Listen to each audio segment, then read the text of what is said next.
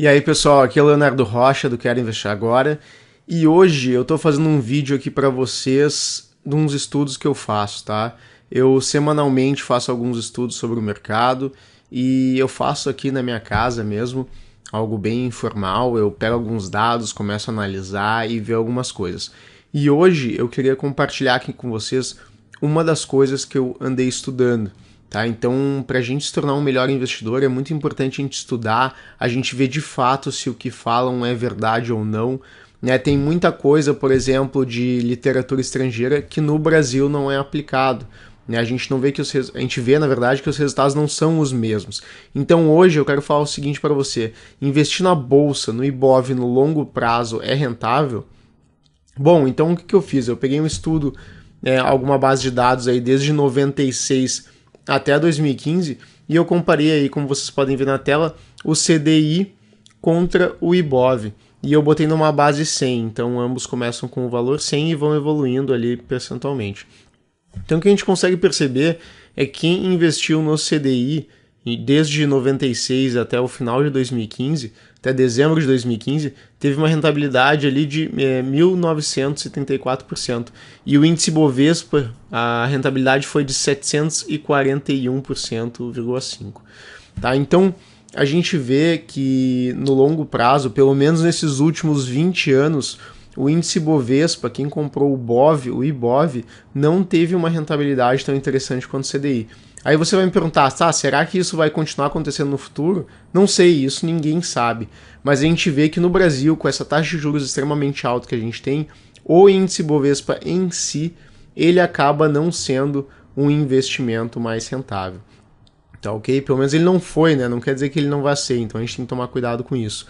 Mas, por exemplo, se a gente olhar literaturas que são de livros que eu recomendo, por exemplo, Investindo Ações por Longo Prazo, do Jeremy Siegel, lá nos Estados Unidos a situação é diferente. Lá existe uma taxa de juros bem mais baixa e os investimentos em bolsa num prazo de 20 anos, 30 anos, eles foram mais interessantes que a renda fixa.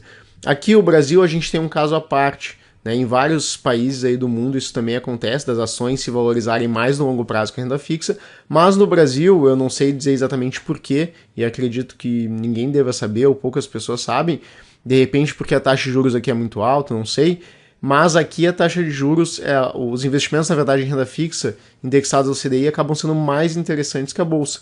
Quer dizer que isso vai continuar acontecendo nos próximos anos? Não sei, e ninguém sabe também. Mas é bom a gente se informar e ter noção que isso acontece. Agora, vamos pensar o seguinte: será que investir em ações específicas, necessariamente também são piores, ou foram, na verdade, piores que investir na renda fixa? Então, eu peguei que o CDI acumulado de 2000 a 2015, ele teve, na minha base de dados, uma rentabilidade de 698%. Então, vamos dar uma olhada aqui num software para a gente analisar ações e ver se ações específicas tiveram rentabilidade acima da renda fixa. Bom, voltamos aqui, pessoal. Eu abri o Gui Invest, tá? O Gui Invest Pro que eu utilizo para analisar algumas ações. Depois eu vou botar o link aqui embaixo para quem quiser saber mais sobre essa ferramenta. E aqui vamos dar uma olhada em ações, por exemplo, da Ambev, né? De 2000, né? Então vamos pegar aqui o final de 2000 até o final de 2015. Então a gente pode usar essa ferramentazinha aqui, que é a régua. A gente clica aqui no final de 2000, tá?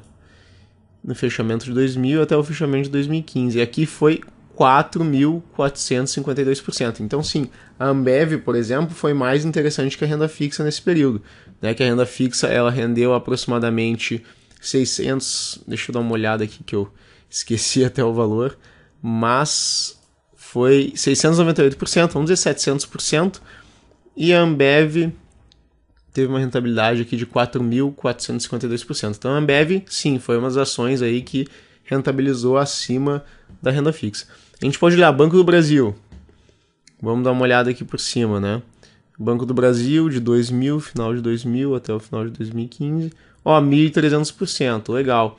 Então aqui a gente pode dar uma olhada em umas ações do índice Bovespa. Não quer dizer que o índice Bovespa daquela época era o mesmo de hoje, tá?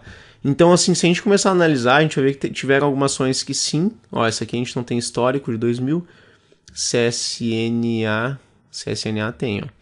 Então a gente vem aqui de 2000 até o final de 2015. Essa ação, a Siderúrgica Nacional, foi quase igual ao CDI. Tá? Então é interessante a gente dar uma analisada nisso aqui, porque só em fim de curiosidade, para ver que tem ações que foram mais rentáveis, outras não.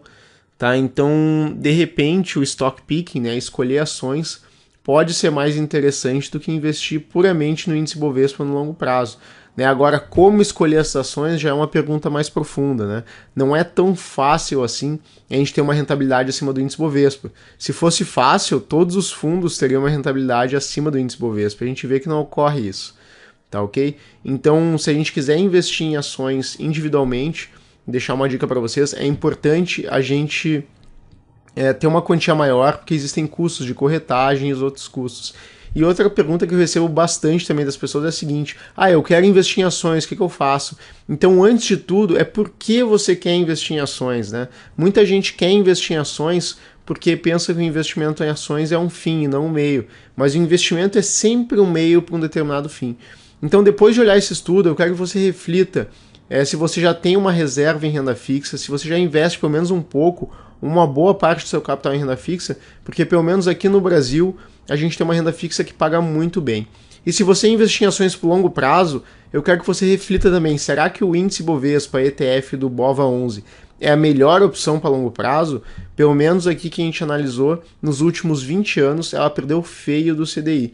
Então não sei o que vai acontecer nos próximos anos, na verdade ninguém sabe, mas é importante refletir para isso e ver se de fato, né, pensar se de fato investir em ações por longo prazo numa ETF aqui no Brasil, ela é vamos dizer assim, a possibilidade mais interessante.